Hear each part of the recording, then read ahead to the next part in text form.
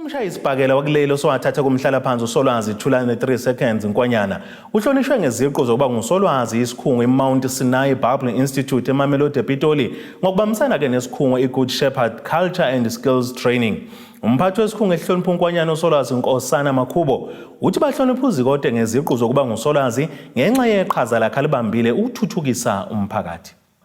Bekukuhle kudelile ngenkathi wabekade ngumshayisibhakela ohlonishwa uThulane 3 seconds Nkwanyana ehlonishwa ke ngeziqu zokuba nguSolwazi ngeqhaza lakhe alibambile ekuthuthukiseni umphakathi. Ngijabula kakhulu nje ne-university esihloniphayo namhlanje ngithi ayiqhubeke phambili ibone ukuthi ingasibhekeli phansi ibone imisebenzi esiyenzayo umama Mkhwebane usenzile sesakhile isizwe kaNdebele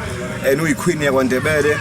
lapha kaNdebele usenzile ukuthi izinto zakhona ikwazi ukuthi ivele iphumelele uyena umuntu ofana ukukhuthaza abanye abantwana ukuthi ukusebenza kanzima nokuzikhandla nalokuthi aze beyicelebrate ezo umhlaba wonke ngekokhenyo lakhe akazange alithatha waligodla ubaqoqile abanye abantwana ngoba akanayo jealous. Kanti ke inkakha kwezomculo weSindebele uNothembi Mkhwebane wakwahlonishwa ke naye ngeziqu zobudokotela isikhungo kwiGood Shepherd ngeqhaza lakhe emculweni weSindebele ube ngomunye wabantu abekade bezimazise ke lo mcimbi. Nakho sizokujabula kuzograduate labo namhlanje abagraduate ko namhlanje thina sesagraduate phela mina ngagraduate wona le esigodlweni elokandini eMlazi manje namhlanje sila eMamelodi kuzogcoka labo abanye siyakujabulela le college ekwenzako ukuthi uthithukise abantu bekhethu nabo bazibonakalise. Kanti uzikode uhlonishwa nje akaphena isikhathi esingengakanani nje eqokwe kuba ke ngumxhumanisi kosomabhizinisi nendlunkulu kaZulu. We are here today to honor the people that are working for the community, the people that are building the community, the people that are doing massive duties for the community without any harm, without being the way basebetsa nkateng re bona go le betere gore re ba leboge go le betere gore re ba phagamise re ba tlhomphe ka tsela e tshwanetseng, because most of the time our people are honored when they are dead, but today we are saying we are having Professor Nkwanyana Thulane Justice as the professor. Ngibingelele ubayede esikhulu ngibingelela uweqala mnikazi wezinto zonke engithi nami mangafika isikhathi eside ngingakuboni ngingafikanga eduze kwakho bayede ngizizwa ngilula ngoba ngisho ngikubona ebusuku ngilele ngiwathola amaseke emsebenzini ongiphathise wona esibusiso uphethona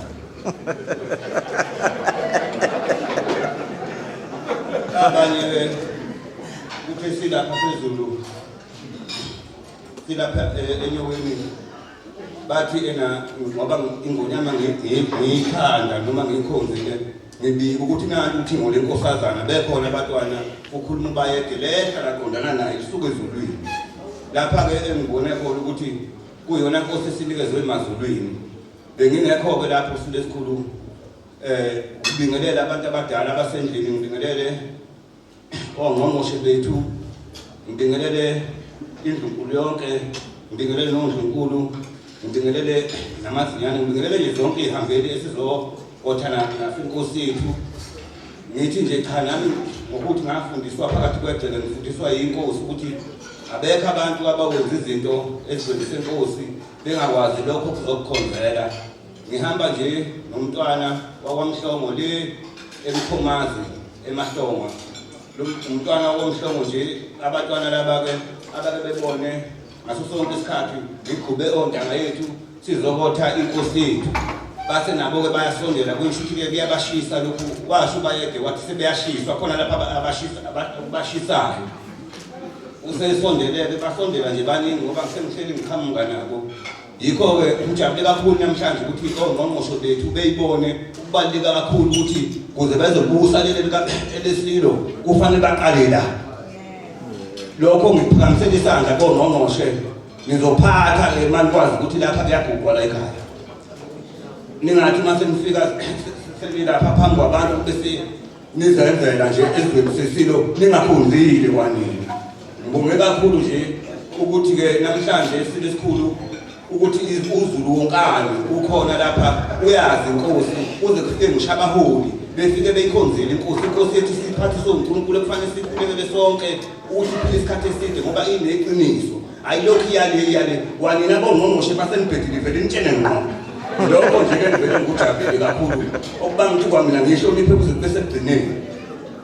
ngizokwethula-ke nami umntwana-ke wakomhlongosi esikhulu umfana wakho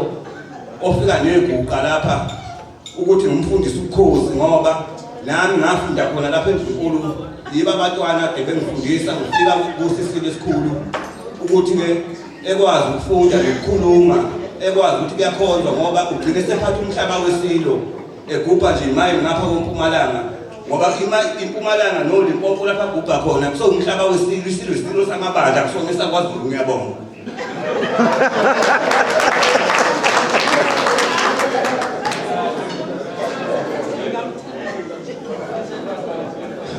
Ngizobethula nje ngokwenhlonipho naye aqala kabingelele okusandile wakwamhlongo suke emahlongo ophethe iguqa kungeguqa lodwa wathina lapha ekhaya kwathi second ngoba senguprofessor ngisolwazi ijazi likhona lapha esizwe yizo njalo ngisize ngayithola khona lapha ngikula zona ezami ezibusiso ngifena kodokotela ngangosomsho ePitoli nikhona kwaZulu-Natal kuyisibusiso ngengithola khona lapha enkulu ayikho inyanga engiyakuyo ngoba bazongitshela amanga yiwo amandla engawaphatha khona nesibusiso ngiyabona